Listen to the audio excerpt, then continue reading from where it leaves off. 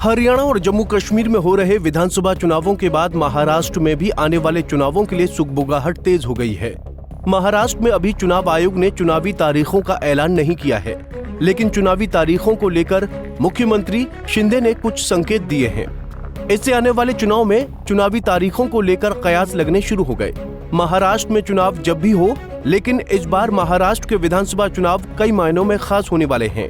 इस चुनाव में जहां एक ओर परिवारवाद से टूटे दल आमने सामने होंगे, वहीं कांग्रेस और बीजेपी इन चुनाव में अपने जनाधार को मजबूत करने के लिए चुनावी मैदान में उतरेगी।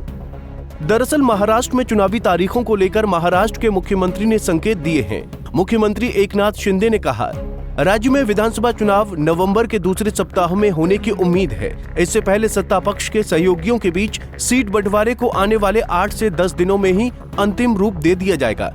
उन्होंने कहा कि 288 सदस्य वाली राज्य विधानसभा के लिए 2 चरणों में चुनाव कराना बेहतर होगा। महायुति सरकार विकास और कल्याणकारी उपायों पर ध्यान केंद्रित कर रही है। साथ ही उन्होंने कहा कि महायुति सहयोगियों के बीच सीट बंटवारे के लिए योग्यता और अच्छा स्ट्राइक रेट मापदंड होगा। हमारी सरकार आम आदमी की सरकार है। हमने विकास और कल्याणकारी योजनाओं के बीच संतुलन बनाया है। चुनावों को लेकर सीएम शिंदे के इस बयान पर अब राजनीतिक हलचल तेज हो गई है। उनके इस बयान से लग रहा है कि आने वाले दिनों में वो महायुति गठबंधन में अधिक सीटों की मांग कर सकते हैं। बता दें कि राज्य में पिछला चुनाव 2019 में हुआ था। इस चुनाव में बीजेपी और शिवसेना के गठबंधन को स्पष्ट बहुमत मिला था। इन चुनावों के बाद राज्य की राजनीति में कई नाटकीय बदलाव देखे गए, जिसके परिणाम स्वरूप पिछले 5 साल में राज्य में 3 मुख्यमंत्री देखे गए।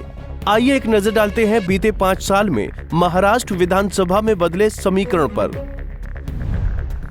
महाराष्ट्र विधानसभा में 5 साल में राज्य के चुनावी समीकरण। महाराष्ट्र में इस समय बीजेपी, शिवसेना, शिंदे गुट और अजित पवार की एनसीपी की सरकार है। इसका कार्यकाल नवंबर 2024 को खत्म हो रहा है। महाराष्ट्र की 288 विधानसभा सीटों पर 2019 में चुनाव हुए थे। बीजेपी 105 विधायकों के साथ राज्य की सबसे बड़ी पार्टी बनी। मुख्यमंत्री पद को लेकर शिवसेना और बीजेपी गठबंधन में बात नहीं बन पाई। 56 विधायकों वाली शिवसेना ने 44 विधायकों वाली कांग्रेस और 53 विधायकों वाली एनसीपी के साथ मिलकर महाविकास अघाड़ी बनाकर सरकार बनाई।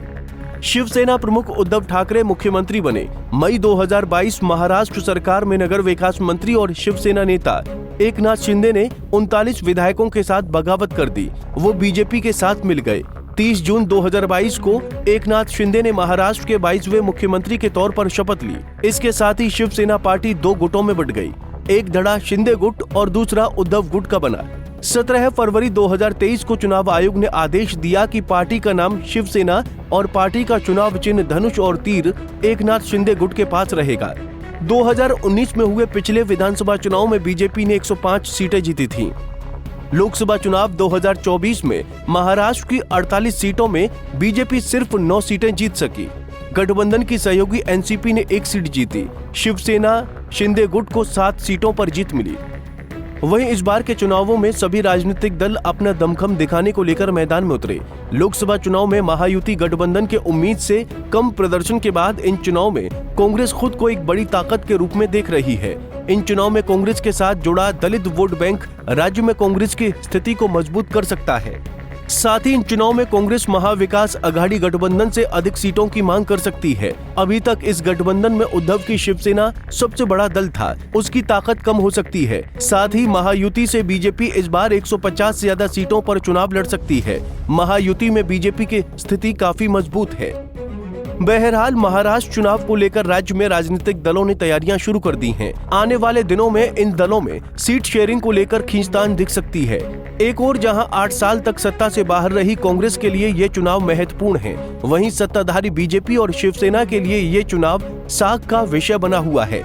इस चुनाव में किस गठबंधन की सोशल इंजीनियरिंग काम आती है और किसे जनता नकारती है, आने वाले दिनों में इस पर सबकी नजर बनी रहेगी। Bureau report, Punjab Kesari TV. हमसे जुड़े रहने के लिए हमारे YouTube चैनल को सब्सक्राइब करें और नई वीडियो की नोटिफिकेशन के लिए बेल आइकॉन को दबाएं।